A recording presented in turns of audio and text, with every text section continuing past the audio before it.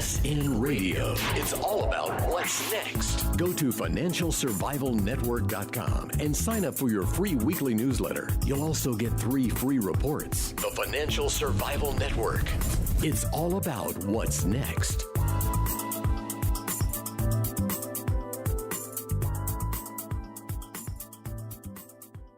You are listening to the Financial Survival Network. I'm Kerry Lutz, and it's time for another Triple Lutz Report. So last weekend, it was my 30th law school reunion. Hard to believe how quickly time goes by, but it was great to reconnect with some of my fellow students.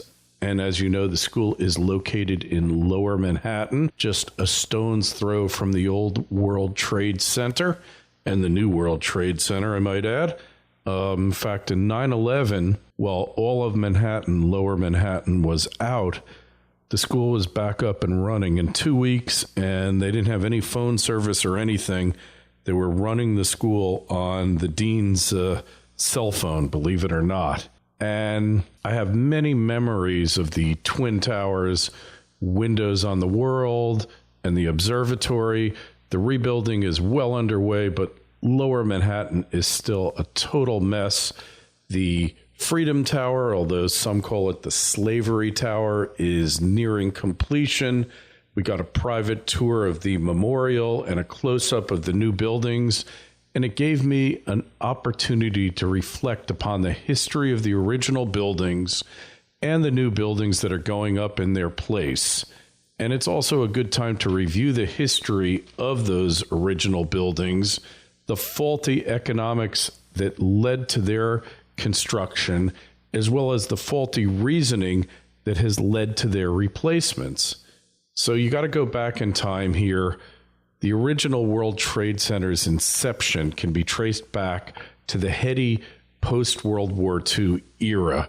The idea was kicked around until the early 1960s when Nelson Rockefeller was the governor of New York State.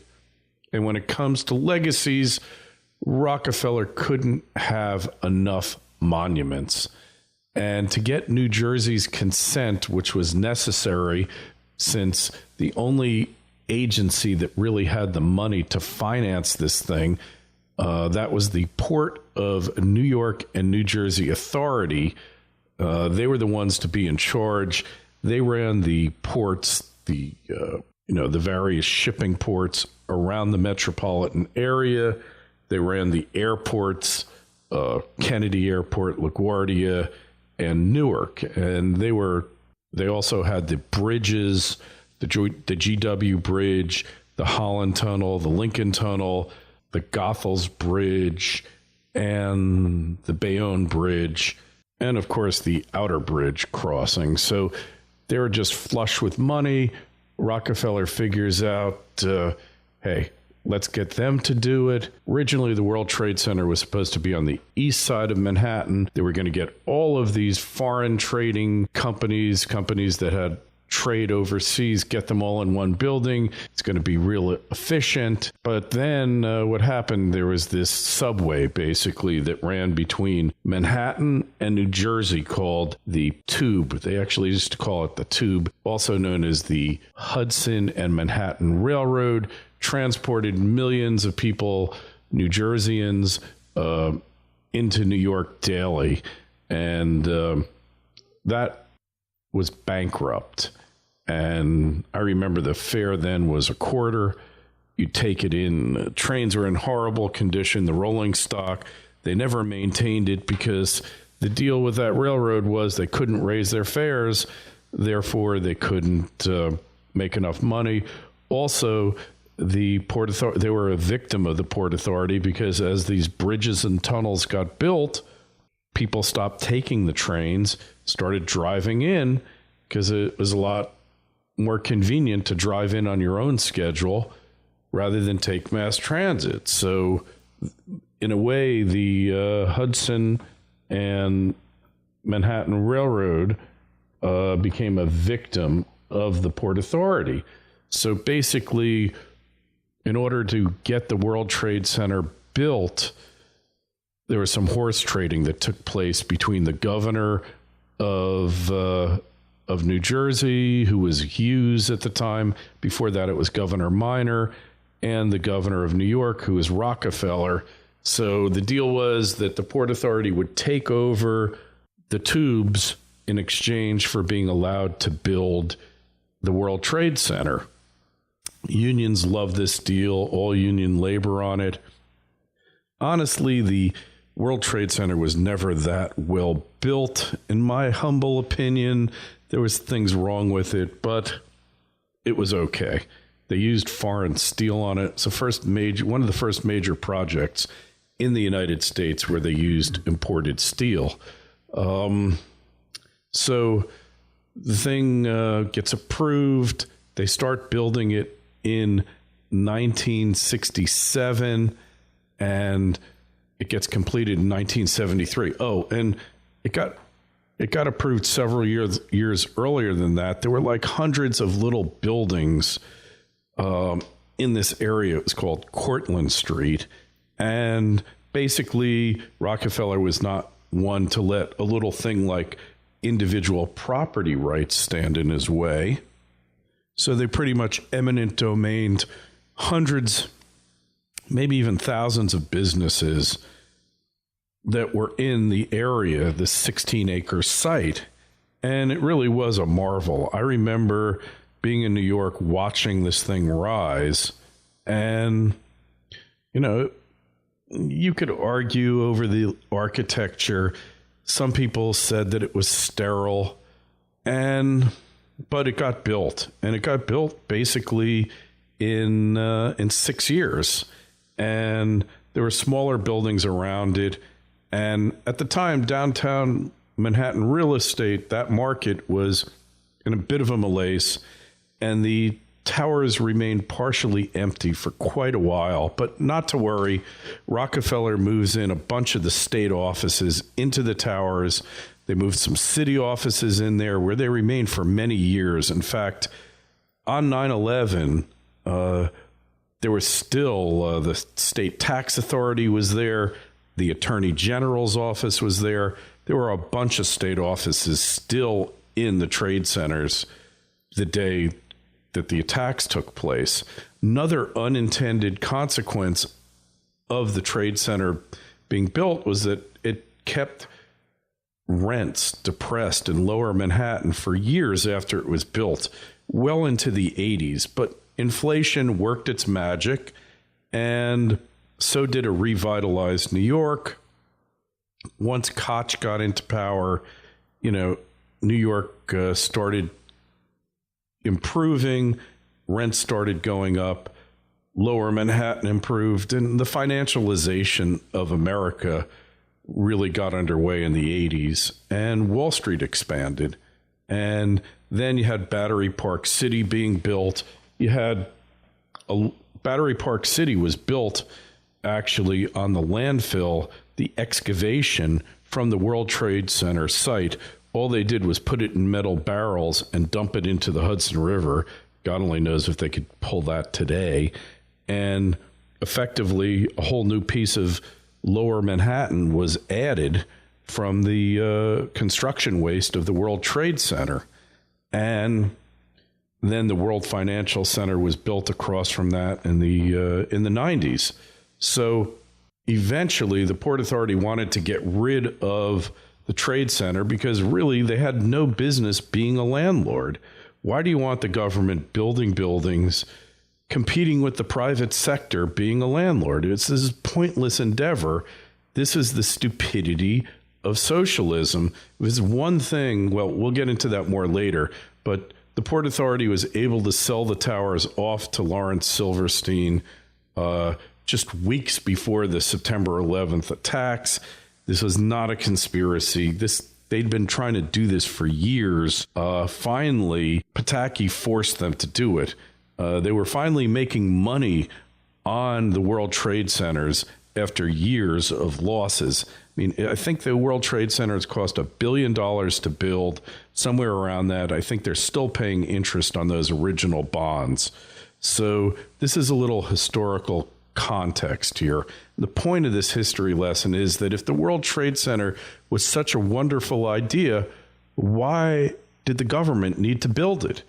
I mean, all over the world, if it's one thing if there's a subway is needed or a railroad or an army base, the private sector is probably unable or unwilling to build these things. I mean, as reading about the subways, I don't think there's any way that the private sector without the government can build the subway or a railroad. There's too much private property rights that have to be taken through eminent domain for the private sector to do it. But an office complex, if the private sector can do anything, if they know how to do anything, they know how to build and overbuild empty office buildings.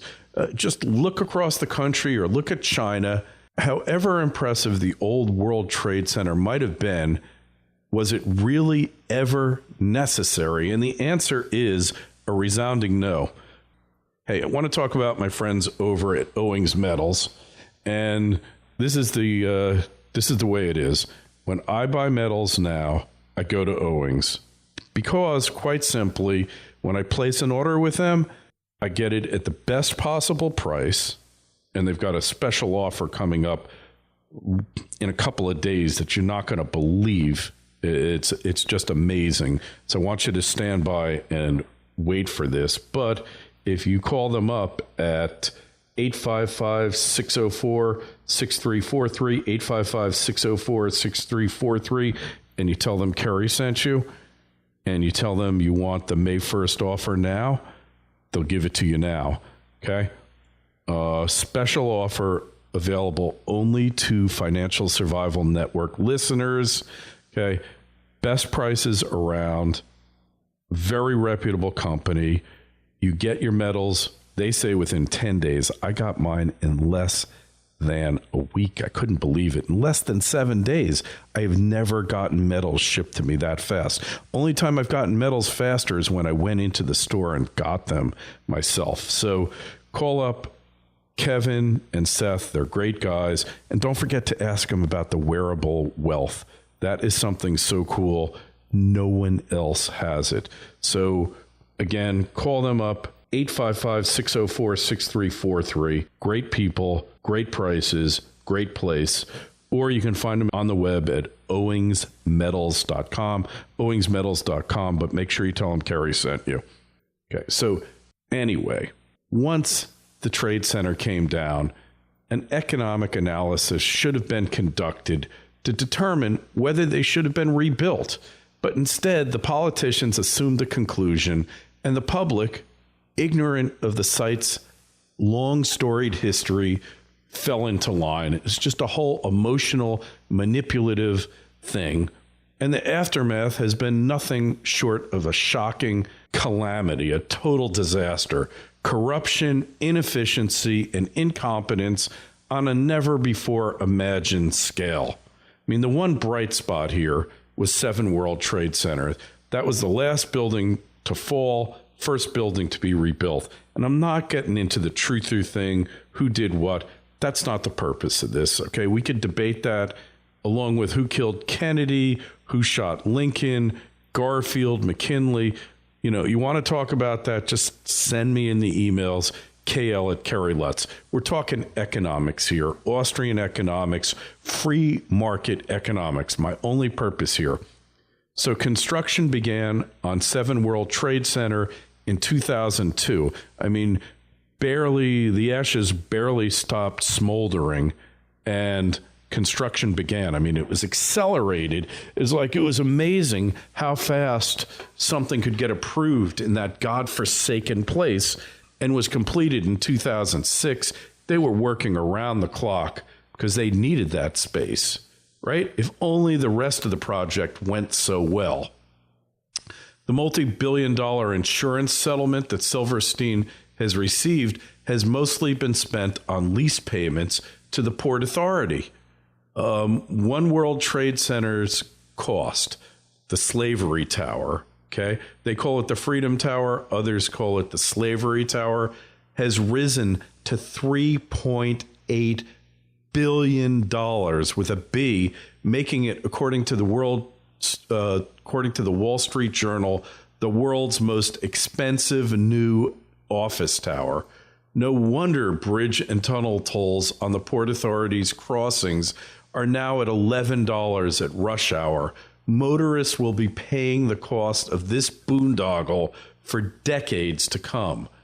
4 World Trade Center, just like 1 World Trade Center, is being financed by tax-exempt Liberty bonds, so the whole country is subsidizing this boondoggle. The Path Transportation Center, designed by Santiago Calatrava, who has left a trail of cost overruns on every project he's done around the world, is slated to cost $4 billion. Unbelievable.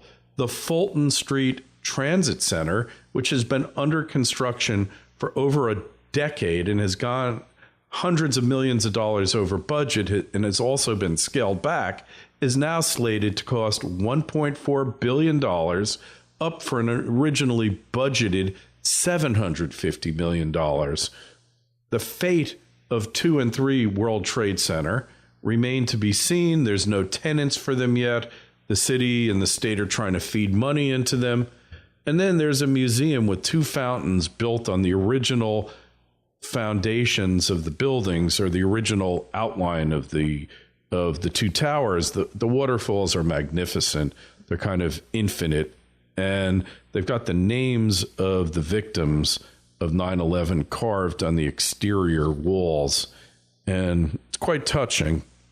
One thing that bothered me is that half the people, or 2/3 of them, have their middle names spelled out, and the other third have their initial. Now, I don't think that many people use their full middle name in their everyday life. So there's something wrong with that, but I'm not going to be a stickler, okay? It's kind of being obnoxious. So the cost here was a paltry $700 million for the monument and the museum, all right? And it's going to cost $60 million a year annually to operate. Now, by comparison, Arlington National Cemetery, which I think has 17,000 graves, cost $5 million or $45 million a year to operate, and the USS Arizona costs just $3.6 million. Now, this Calatrava guy used this special marble on one of the hallways, and they have to have a 24/7 cleaning crew just to clean up this marble so it doesn't get stained. That's what a practical architect they chose to build this thing. And much of the delay and problems in getting all this together was allowing the families of those who died on 9/11 input into the design and placement of the buildings and the museum and the monument. And also you had New York and New Jersey's governors in on the act, the Port Authority's commissioners, and Larry Silverstein, and a host of other competing real estate developers, including the Durst Organization. I think at one point Donald Trump was trying to get into the act. I'm not sure about that. They would have been better off letting him get into the act. This thing would have been done in half the time and under budget, and a bunch of other wannabes. Now, look, I feel bad for the victims' families. The losses that they suffered can never be made whole. But come on, they got compensated. They don't have any say in what goes there. You put up a couple of plaques, you put up a couple of waterfalls, you put a museum in there, and that's the end of it, okay? Don't let them tie this thing up. It's cost billions and billions of dollars, not to mention the unions, the corruption on a scale. This thing has cost over double what it should have because of this botched thing, not to mention the fact that we had the pervert governor of New York getting tossed. Then you had a pervert governor of New Jersey getting tossed. I think he was around the same time. I mean, you know, you just can't even make this stuff up. Then you got Patterson, who couldn't make a decision if his life depended upon it. And then you had all these guys in the Port Authority who are, that's always been a corrupt entity. And, you know, look, here's the bottom line. This is no way to run a city, a state, or a country. A simple monument and museum should have been privately built by a foundation. The site should have been divvied up, a new path station, modest path station built, and the remaining lots sold off to the highest bidder. Thus, the drama would have been ended once and for all, and the free market, as free as it can be in a socialist utopia such as New York City, could have been allowed to function as best that it could have. In the 13 years since 9/11, the area around the Trade Center is completely metamorphosized. Once the financial hub of the free world, it has turned into a major housing hub in the city. Those financial firms have had the good sense to flee the outrageous taxes of New York City for lower tax jurisdictions. And there's no real reason to be in downtown any longer if you're a business. The stock exchanges are really just Hollywood backdrops. The real trading now takes place electronically in New Jersey, as Michael Lewis and the Flash Boys so eloquently told us. So do we really need another World Trade Center? Most decidedly not. But that land is extremely valuable, and the market would no doubt have found a higher and valuable use for it, but now we'll never know what that was. And that's the way it works in a worker's paradise like New York City. I mean, this thing has just been a cluster you-know-what from start to finish. So now we're left with a multi-billion-dollar waste of money. I mean, tens of billions of dollars have been wasted there. The place is a mess. It's going to be a mess for the next decade. And we've got empty office buildings, nice views for government workers. And what have we accomplished? Absolutely nothing. And it's only going to get worse. But don't believe me, when you're in New York, go take a look at the place. The monument is beautiful. Unfortunately, when I was there, the museum hadn't opened up yet. I'm sure it's going to be lovely, and I suggest you go and take a look at it. Certainly, just out of respect for what happened on that day, you should go take a look at it and just see what's going on there. It is quite impressive. The Slavery Tower, well, I've seen prettier buildings elsewhere, but you be the judge of that. This is Kerry Lutz, been another Triple Lutz Report, signing off. FSN Radio. Are you worried about protecting your wealth against a dollar collapse? Worried about gold confiscation? Owings Metals provides wearable wealth solutions that will keep your wealth safe from a declining dollar and from a government that's getting more desperate by the day. The Indians have understood this for thousands of years. Americans are just starting to catch on. When you wear an Owings Metals 24-karat piece of jewelry, you can safely cross borders and take your wealth with you. Best of all, it's insurable, and unlike a lot of Indian jewelry, it's very durable. It can easily be disassembled and sold off in pieces if you need cash. It's surprisingly affordable and definitely should have a place in your wealth diversification strategy. Precious metals are like so many other types of insurance. You only find out how important and essential they are after disaster strikes. Call Owings Metals now at 855-604-6343. 855-604-6343. Don't wait until it's too late. 855-604-6343 now. FSN Radio. It's all about what's next. Go to financialsurvivalnetwork.com and sign up for your free weekly newsletter. You'll also get 3 free reports. The Financial Survival Network. It's all about what's next.